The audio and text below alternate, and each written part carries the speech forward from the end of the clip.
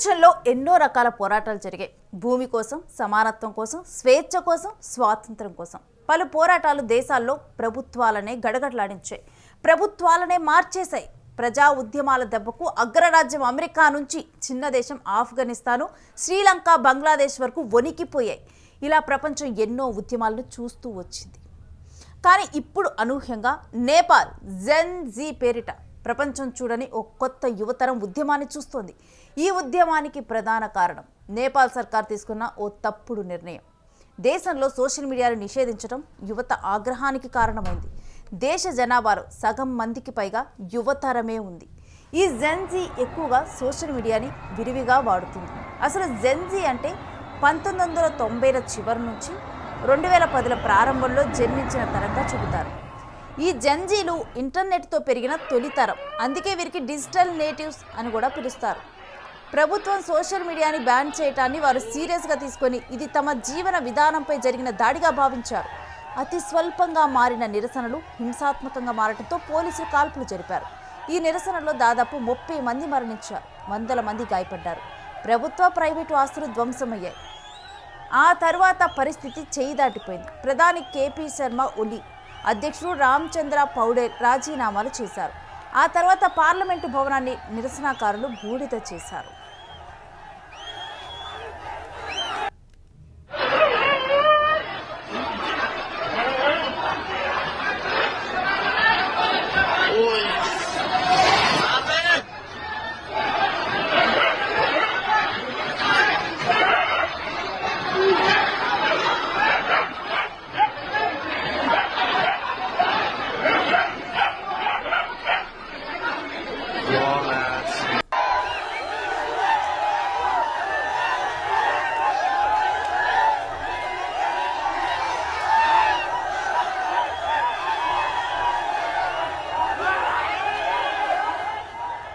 నేపాల్లో జరుగుతున్న ఈ ఉద్యమం వెనుక ప్రధాన కారణాలు వేరే ఉన్నట్లు తెలుస్తుంది.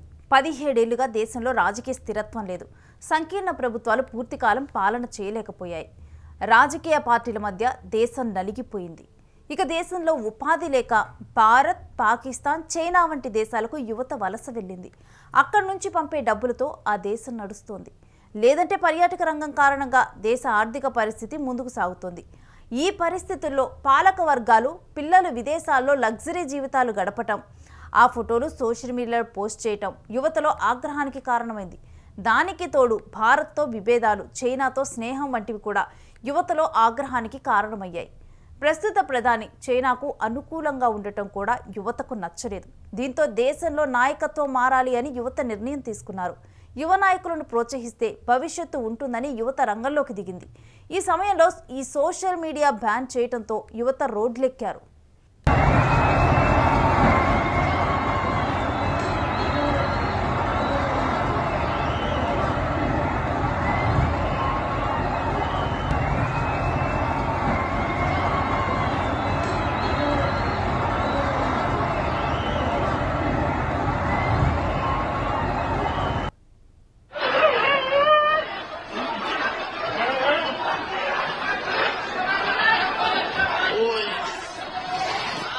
ఇక ఈ నిరసనల్లో ప్రధాని నివాసానికి కూడా నిప్పు పెట్టింది యువత. దల్లులో మాజీ ప్రధాని జూలానాథ్ ఖనాల్ ఇంటికి కూడా ఓ నిప్పు పెట్టింది. ఇక ఇంట్లో చిక్కుకున్న ఆయన భార్య రాజ్యలక్ష్మి చిత్రాకర్ తీవ్రంగా కాలిన గాయాలతో బయటపడ్డారు. అయితే ఇక్కడ నిరసనకారులు తమ మానవత్వాన్ని ప్రదర్శించారు. ఆమె ఇంట్లో లేదని భావించి నిప్పు అంటించారు నిరసనకారులు. ఆమె ఇంట్లోనే ఉన్నారు అని తెలియడంతో వెంటనే స్థానిక ఆసుపత్రికి తరలించారు. అక్కడ చికిత్స పొందుతూ ఆమె మరణించారు అనే వార్తలు వచ్చినా అది నిజం కాదని తేలింది. ఆ తర్వాత ఆమె ప్రాణాలతో బయటపడ్డారని స్థానిక మీడియాతో పాటు అంతర్జాతీయ మీడియా సైతం వెల్లడించింది. ఇక తాము నిరసన చేసిన ప్రాంతాలను సైతం యువత శుభ్రం చేస్తున్న వీడియోలు సోషల్ మీడియాలో వైరల్గా మారాయి.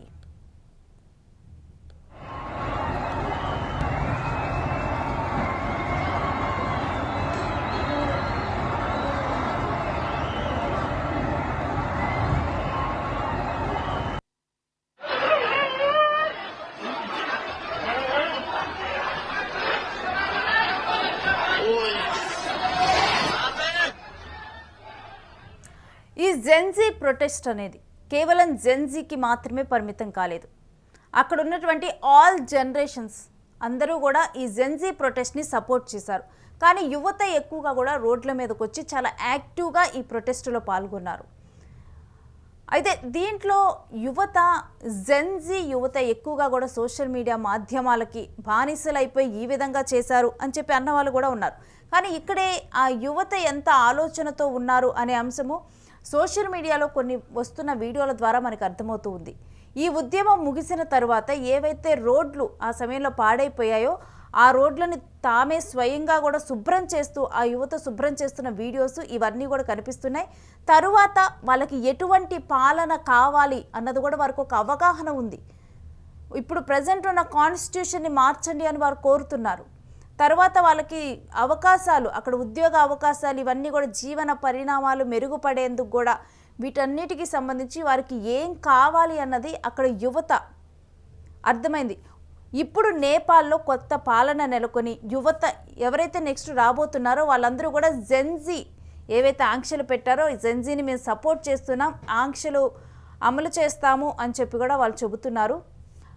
ఒకవేళ కనుక దీని తర్వాత నేపాల్ ఇంకా మరింత అభివృద్ధి చెంది అభివృద్ధి పదంలో కనుక నడిస్తే డెఫినెట్గా కూడా తమకు కావలసిన దాన్ని తామే సాధించుకొని తమ దేశాన్ని తామే నిర్మించుకున్న యువతగా నిర్మాణంలో పార్ట్ అవ్వట్లేదు, వీళ్ళు స్వయంగా కూడా నిర్మించుకున్న యువతగానైతే నేపాల్ యువత నిలుస్తారు.